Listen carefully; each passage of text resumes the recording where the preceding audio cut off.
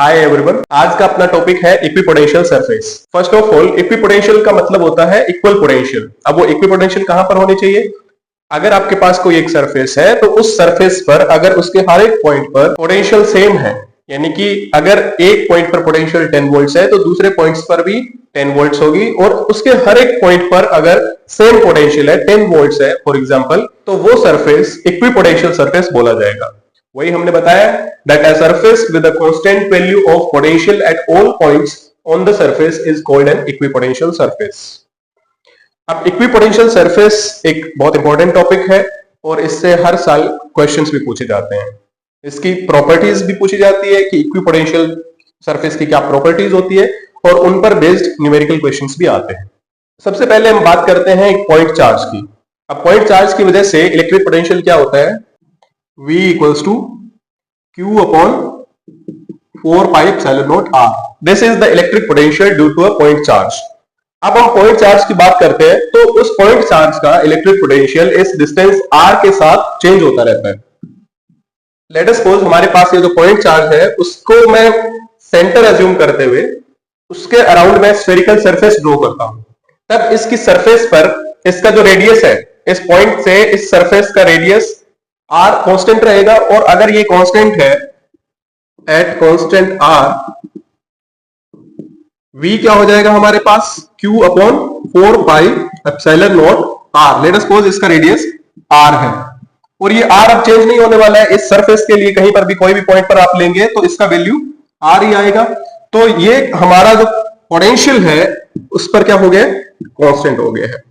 तो ऐसी सरफेसेस जिनके हर एक पॉइंट पर, कोई भी पॉइंट लेता हूं मैं, जितने भी नंबर ऑफ पॉइंट्स लूंगा उसके हर एक पॉइंट पर पोटेंशियल सेम होगा तो उसको हम इक्विपोटेंशियल सरफेस बोलेंगे।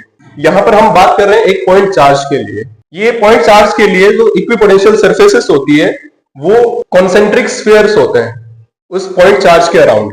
यानी कि यहां पर एक और मैं सरफेस ड्रॉ करता हूं कोई एक दूसरी रेडियस की, मान लो उसका रेडियस है R2, तो उसका इलेक्ट्रिक पोटेंशियल क्या हो जाएगा? V equals to Q upon 4 pi epsilon naught R2। और ये भी क्या रहेगा? कांस्टेंट रहेगा, क्योंकि यहां पर ना तो पॉइंट चार्ज का वैल्यू चेंज होने वाला है और ना ही उस रेडियस R2 का वैल्यू चेंज होने वाला है। इस पर्टिकुलर सरफेस के लिए मैं बात कर रहा हूं, और 4 पाई एप्सिलॉन नॉट का वैल्यू तो ऑलरेडी कांस्टेंट होता ही है। तो इस सरफेस पर इसके हर एक पॉइंट पर मैं कितने भी पॉइंट्स इस पर ले लूं, उन सब पर इलेक्ट्रिक पोटेंशियल का वैल्यू सेम होगा। तो ये उसका पॉइंट चार्ज के लिए इक्विपोटेंशियल सरफेस बोला जाएगा। यानी कि हर एक स्फेरिकल सरफेस जो एक पॉइंट चार्ज के अराउंड बनाई गई है, जहां पर ये पॉइंट चार्ज कांस्टेंट है, तो उन हर एक सरफेस उसकी इक्विपोटेंशियल सरफेस कंसीडर की जाएगी। फॉर एग्जांपल, अगर इस सरफेस पर इसका इलेक्ट्रिक पोटेंशियल 10 वोल्ट्स है तो उसके हर एक पॉइंट पर उसका इलेक्ट्रिक पोटेंशियल 10 वोल्ट रहेगा। अगर इस सरफेस पर उस पॉइंट चार्ज की वजह से इलेक्ट्रिक पोटेंशियल 7 वोल्ट्स है तो उसके हर एक पॉइंट पर 7 वोल्ट रहेगा, यहां पर भी 7 वोल्ट्स रहेगा। और अगली वाली सरफेस पर लेट अस अज्यूम यहां पर 5 वोल्ट्स है तो उसके इस सरफेस के हर एक पॉइंट पर 5 वोल्ट्स पोटेंशियल रहेगा। यानी कि अगर मैं कोई दो पॉइंट लूं किसी इक्विपोटेंशियल सरफेस पे, ठीक है, for an equipotential surface, equipotential surface, the potential difference between two points, यानी कि VB माइनस VA क्या होगा? 0 होगा, क्योंकि इक्विपोटेंशियल सरफेस की कंडीशन यही है कि उसके हर एक पॉइंट पर इलेक्ट्रिक पोटेंशियल का वैल्यू सेम होगा। अब मैं इक्विपोटेंशियल सरफेस को इलेक्ट्रिक फील्ड लाइन की टर्म में आपको बताऊंगा। जो इलेक्ट्रिक फील्ड लाइंस होती है वो इलेक्ट्रिक पोटेंशियल सरफेस के परपेंडिकुलर होती है। That means electric field lines are perpendicular to the equipotential surfaces। Equipotential surfaces, और वो कैसे है वो भी हम बता सकते हैं कि हमारे पास अगर एक पॉइंट चार्ज है और उसके अराउंड में ये प्लस चार्ज है, मेरे पास पॉजिटिव चार्ज है, और उसके अराउंड में इक्विपोटेंशियल सरफेस बना रहा हूं, ये इक्विपोटेंशियल सरफेस है। अगर ये पॉजिटिव चार्ज है तो इसके जो इलेक्ट्रिक फील्ड लाइंस निकलेगी वो उसकी रेडियली आउटवर्ड डायरेक्शन में निकलेगी। ये जो इलेक्ट्रिक फील्ड लाइंस है वो उस सरफेस पर जहां पर ये इंटरसेक्ट कर रही है वहां पर 90 डिग्री का एंगल बनाएगी। यानी कि हर एक इलेक्ट्रिक फील्ड लाइन उसके सरफेस के साथ जिस पॉइंट पर इंटरसेक्ट करती है वहां पर 90 डिग्री का एंगल बनाती है। This is the property of equipotential surface. अगर मैं उसको इलेक्ट्रिक फील्ड की टर्म में बोलूं तो जो इलेक्ट्रिक फील्ड है वो किसके नॉर्मल हो जाएगा, यहां पर नॉर्मल टू द सरफेस।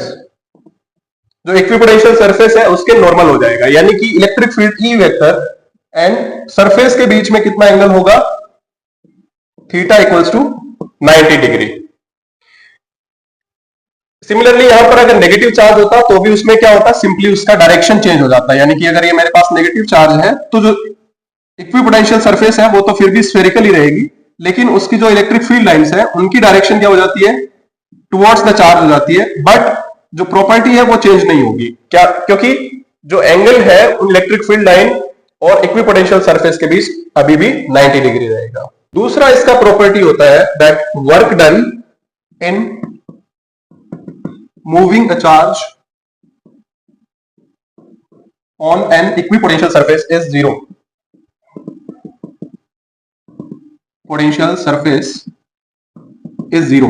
अब ये इक्विपोटेंशियल सरफेस पर वर्क डन जीरो कैसे होगा, क्योंकि ये ऑलरेडी बता रहा है यहां पर कि ये इक्विपोटेंशियल सरफेस है। अगर इक्विपोटेंशियल सरफेस है दैट मींस पोटेंशियल इक्वल है, उनके बीच में पोटेंशियल डिफरेंस नहीं है, और उसकी वजह से पोटेंशियल एनर्जी क्या हो जाएगी, वहां पर जीरो हो जाएगी। एक्चुअल में हमें ये बोलना चाहिए कि चेंज इन पोटेंशियल एनर्जी क्या होगा, जीरो हो जाएगा। क्योंकि अगर मेरे पास लेट अस अज्यूम कोई सरफेस है, ठीक है, और इस पर पोटेंशियल क्या है, ये एक इक्विपोटेंशियल सरफेस है, इक्विपोटेंशियल सरफेस।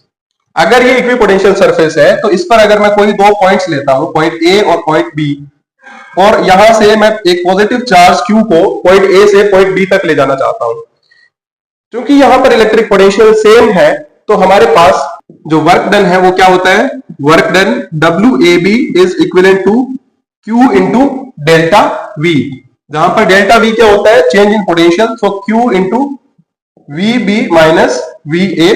और ये इक्विपोटेंशियल सरफेस होने की वजह से जो VB माइनस VA है उसका वैल्यू जीरो हो जाता है। इसलिए ये प्रॉपर्टी भी इसकी इंपॉर्टेंट है that the work done to move a charge from one point to another point on a equipotential surface is always zero. Let us assume मेरे पास ये इक्विपोटेंशियल सरफेस है जिसमें एक positive charge plus Q point A से point B तक ले जाना है। ये पॉइंट A है, ये पॉइंट B है। मुझे इस पॉजिटिव चार्ज प्लस Q को इक्विपोटेंशियल सरफेस पर पॉइंट A से पॉइंट B तक मुझे लेके जाना है, और इसका पोटेंशियल क्या है, V पोटेंशियल है, दैट इज कांस्टेंट, क्योंकि ये इक्विपोटेंशियल सरफेस है। तो वर्क डन यहां पर क्या होगा, अगर ये डिस्प्लेसमेंट स्मॉल डिस्प्लेसमेंट में यहां पर ले लेता हूं dr, ठीक है, तो यहां पर जो वर्क डन है, small amount of work done, यानी कि dWAB, वो कितना हो जाएगा, F vector dot dr vector. यहां पर जो फोर्स है, फोर्स क्या होगा, फोर्स होगा F vector equals to Q into E vector. अब यहां पर इक्विपोटेंशियल सरफेस है तो इसका मतलब ये नहीं कि यहां पर इलेक्ट्रिक फील्ड नहीं होगा, इलेक्ट्रिक फील्ड होगा जरूर यहां पर कुछ ना कुछ। तो हमारे पास उस पार्टिकल पर, उस चार्ज पार्टिकल पर फोर्स लगेगा F vector equals to Q into E vector, और dr वेक्टर हमारा यहां पर सिंपली डिस्प्लेसमेंट वेक्टर है। तो यहां पर जो वर्क डन है वो क्या आ जाएगा, dWAB इक्विवेलेंट टू आएगा Q into E vector dot dr vector. अब ये क्या है, हमारे पास डॉट प्रोडक्ट है। अगर इस डॉट प्रोडक्ट को ओपन करते हैं तो हमें मिलेगा dWAB equivalent to QE dr into cos theta. इसमें इक्विपोटेंशियल सरफेस के लिए जस्ट अभी हमने देखा था कि ये जो dW है, dWAB, उसका वैल्यू जीरो है। अगर ये जीरो है तो हमारे पास इक्वेशन बन जाएगा QE dr cos theta equals to zero. अब इस इक्वेशन को लेफ्ट हैंड साइड को राइट हैंड साइड के इक्वल होने के लिए, यानी कि जीरो बनने के लिए, इनमें से किसी एक टर्म को जीरो होना पड़ेगा। अब ये चीज हमें पता है कि यहाँ पर ये जो Q है वो एक पॉजिटिव पॉइंट चार्ज है, तो इसका वैल्यू जीरो नहीं है। इलेक्ट्रिक फील्ड है, उसका वैल्यू भी जीरो नहीं है। dr है वो एक डिस्प्लेसमेंट है, तो उसका वैल्यू भी जीरो नहीं है। तो जो cos थीटा टर्म बची है वही एक जीरो हो सकती है। तो आप यहाँ पर बता सकते हो here Q is not zero, E is also not zero and dr is also not zero। तो इस इक्वेशन को सेटिस्फाई करने के लिए जो cos थीटा की टर्म है वो जीरो हो जाएगी यहां पर। तो cos थीटा हमारे पास क्या होगा, therefore cos theta equals to 0, और cos थीटा 0 कब हो सकता है, जब थीटा का वैल्यू 90 डिग्री हो, यानी कि हम 0 की जगह पे यहाँ पर cos 90 लिख सकते हैं। अब थीटा इक्वल्स टू हमारे पास क्या आ जाएगा, 90 डिग्री। तो ये इस बात को प्रूव करता है कि जो इलेक्ट्रिक फील्ड है वो उसकी सरफेस के नॉर्मल है, क्योंकि जो dr डिस्प्लेसमेंट हमने लिया था that is infinitesimally small portion of that surface, so that is why the electric field vector is always normal to an equipotential surface। और इसके लिए हम एक एग्जांपल भी लेते हैं कि कंडक्टर के लिए जो उसका चार्ज होता है वो उसकी सरफेस पर डिस्ट्रीब्यूटेड होता है, और उसकी surface as an equipotential surface का काम करती है, और इस वजह से उसका जो इलेक्ट्रिक फील्ड है वो उसकी सरफेस के हमेशा नॉर्मल होता है। अब आपसे ये भी पूछा जा सकता है कि आप इक्विपोटेंशियल सरफेस ड्रॉ करिए एक पॉजिटिव चार्ज की वजह से, एक नेगेटिव चार्ज की वजह से। आपसे ये भी पूछा जा सकता है कि आप एक यूनिफॉर्म इलेक्ट्रिक फील्ड के लिए इक्विपोटेंशियल सरफेस ड्रॉ करिए, या फिर इलेक्ट्रिक डायपोल के लिए इक्विपोटेंशियल सरफेस को ड्रॉ करिए। तो आप कैसे करेंगे उसको? पॉजिटिव चार्ज के लिए तो हमने अभी देख लिया, नेगेटिव चार्ज का भी उसके सिमिलर ही होता है, यानी कि for an point charge whether it is positive और negative the equipotential surfaces are concentric spherical surfaces. अगर हमारे पास एक यूनिफॉर्म इलेक्ट्रिक फील्ड है तो उसके लिए इक्विपोटेंशियल सरफेस कैसा होगा?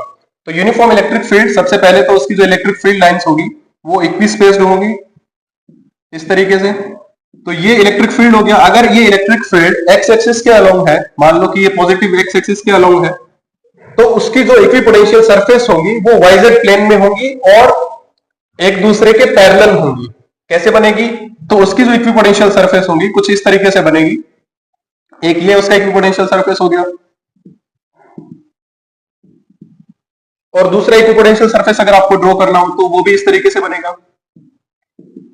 और एक चीज आप यहां पर देखिएगा कि जो इक्विपोटेंशियल सरफेस जितनी भी बनेगी, मान लो कि ये हमारी V इक्वल्स टू 10 वोल्ट्स के लिए है और ये हमारी V इक्वल्स टू 15 वोल्ट्स के लिए, जो इक्विपोटेंशियल सरफेस होगी वो हमेशा उसके इलेक्ट्रिक फील्ड के साथ 90 डिग्री का एंगल बनाएगी। यहां पर भी 90 डिग्री का एंगल बनाएगी। तो इस तरीके से आप इक्विपोटेंशियल सरफेस ड्रॉ कर सकते हैं। इस इलेक्ट्रिक फील्ड का ओरिएंटेशन डिसाइड करेगा कि उसकी जो इक्विपोटेंशियल सरफेस होगी वो कौन सी शेप की होगी। आपसे ये पूछ लिया जाए कि डायपोल के लिए इक्विपोटेंशियल सरफेस ड्रॉ करिए, तो आप कैसे करेंगे? डायपोल हमें पता है कि एक पॉजिटिव चार्ज और एक नेगेटिव चार्ज से मिलकर बना होता है। अब ये जो पॉजिटिव चार्ज और जो नेगेटिव चार्ज है हमारे पास, इसके लिए हमें सेपरेटली तो पता है कि जो इसकी इक्विपोटेंशियल सरफेस होगी वो स्फेरिकल होगी, यानी कि इसके लिए भी स्फेरिकल होगी, इसके लिए भी स्फेरिकल होगी। Because of the interaction between positive and the negative charge, यहां पर अट्रैक्टिव इलेक्ट्रोस्टैटिक फोर्स लगता है, उसकी वजह से उसकी जो इक्विपोटेंशियल सरफेस है वो आपको ऐसी दिखेगी जैसे कि एक दूसरे को अट्रैक्ट कर रही हो। वो अट्रैक्ट कैसे करेगी? यानी कि ये दोनों चार्ज एक दूसरे को अट्रैक्ट करते हुए यहां पर दिखेंगे। तो इक्विपोटेंशियल सरफेस सबसे पहले यहां पर होगी तो स्फीयर की फॉर्म में ही,